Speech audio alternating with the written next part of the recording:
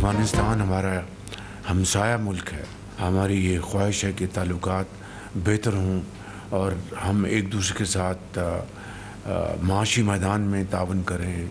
बदकिस्मती है कि ये तहरीक तालिबान पाकिस्तान वहाँ से आज भी ऑपरेट कर रहे हैं।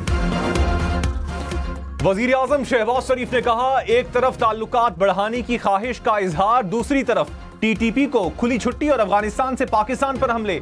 ये दोगलापन कबूल नहीं। अफगानिस्तान से बेहतर ताल्लुकात चाहते हैं, लेकिन टीटीपी की कार्रवाइयां मुकम्मल बंद करना होगी।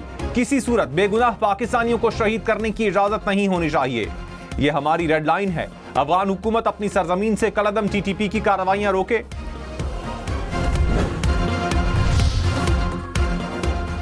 तर्जुमान पाक अफवाज ने कहा, अफगानिस्तान खारजी और दहशतगर्दों को पाकिस्तान पर फोकियत न दे। आर्मी चीफ कह चुके हैं कि एक पाकिस्तानी की जान अफगानिस्तान पर मुकद्दम है। फितना अल ख्वारिज के हाथ मासूम पाकिस्तानी शहरियों के खून से आलूदा हैं। खून आलूद हाथों को सरहद पार से तक़वियत मिले तो स्टेटस को कबूल नहीं। अफगान सरजमीन से फितना अल ख्वारिज और दीगर दहशतगर्द पाकिस्तान की सरजमीन पर दहशतगर्दी करते आ रहे हैं। पाकिस्तान अपने शहरियों की सलामती के लिए कोई कसर नहीं उठा रखेगा। पाकिस्तान तहरीक इंसाफ के बानी को क्लैरिफाई करना चाहिए कि क्या ये लोग जो उनके हमायत में हर एक दिन कोई बयान निकाल रहे हैं, क्या ये वही लोग नहीं हैं जो पाकिस्तान की एटॉमिक प्रोग्राम के खिलाफ है, जो सबसे ज्यादा आवाज पहले इजराइल की ज़ायनिस्ट हुकूमत के लिए उठाते हैं और उसके बाद आपके लिए उठाते हैं। बानी पीटीआई बहाना है, पाकिस्तान का एटमी और मिसाइल प्रोग्राम निशाना है। बिलावल भुट्टो ने कहा, बानी की हिमायत में बयान देने वाले मिसाइल प्रोग्राम के खिलाफ हैं। बानी वाजे करें ये आपके हक में क्यों बोल रहे हैं। बानी पीटीआई को खुद इन लोगों की मज़ाहमत करनी चाहिए। तासुर है ये ऐसी हुकूमत चाहते हैं जो हर चीज पर सौदा करे। इनकी ख्वाहिश है किसी मुसलमान मुल्क के पास एटमी ताकत ना हो। ना एटमी ताकत पर सौदा करने दें, ना मिसाइल प्रोग्राम पर। सियासत को एक तरफ रखकर मुल्क के दिफा का सोचना होगा।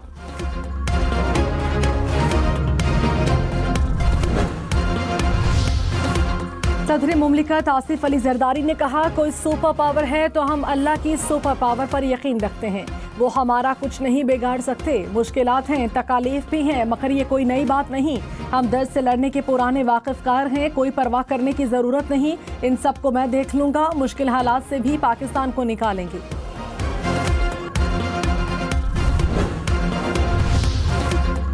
तर्जुमान पाक अफवाज ने कहा, मिलिट्री कोर्ट्स आइन के मुताबिक दहाइयों से कायम है। मिलिट्री कोर्ट्स के खिलाफ बात करने वाले माजी में इसके दाई थे।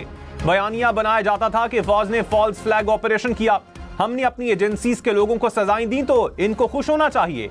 इक़्तिदार की हवस में मुनाफिकत और फरेब की आखिरी हुदूद को क्रॉस कर चुके हैं। सुप्रीम कोर्ट के फैसले के मुताबिक मिलिट्री कोर्ट ने फैसले सुनाए। मुल्जिमान को तमाम कानूनी हुकूक और अपील का हक हासिल है।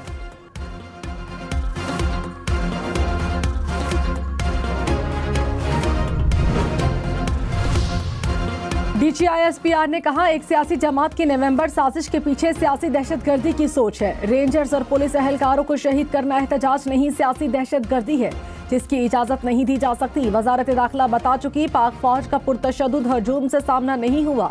फरार होते ही पहले से तैयार फेक मवाद को फैलाया गया। बेबुनियाद इल्जामात लगाने का मकसद सियासी जगहसाई से तवज्जो हटाना था। विफाक पर हमले को सियासत मान ले तो कोई भी गिरोह अपनी सोच मुसल्लत करेगा। इंसाफ का सिलसिला उस वक़्त तक चलेगा जब तक 9 मई से जुड़े मंसूबा साज और असल घनौने किरदारों को आइन और कानून के मुताबिक कैफे करतार तक नहीं पहुंचाया।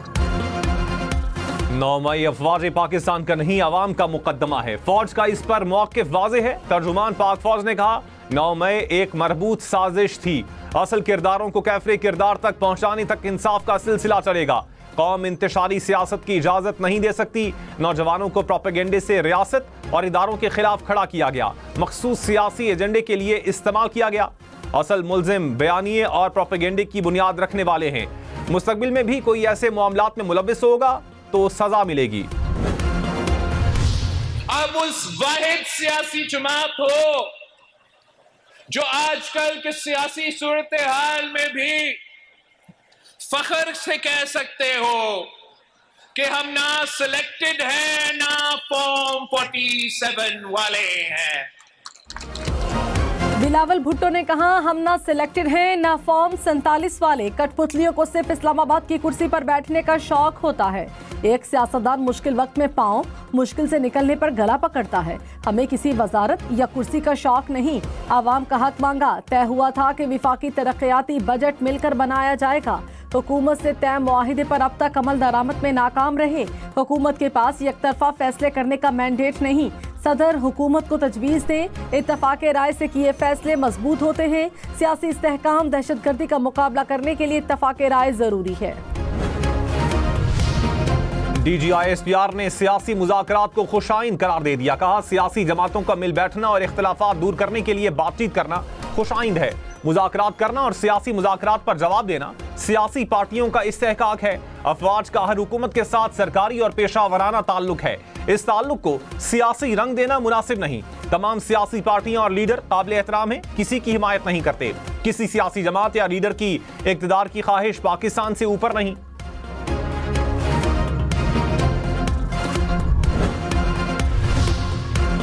विफाकी काबीना की सोसाइटीज रजिस्ट्रेशन एक्ट में तरामीम की मंजूरी। इनकम टैक्स ऑर्डिनेंस में तरामीम की भी मंजूरी दे दी। खैबर पख्तूनख्वा के सेशन जजेस को इंश्योरेंस ट्रिब्यूनल का इजाफी इख्तियार तफवीज़।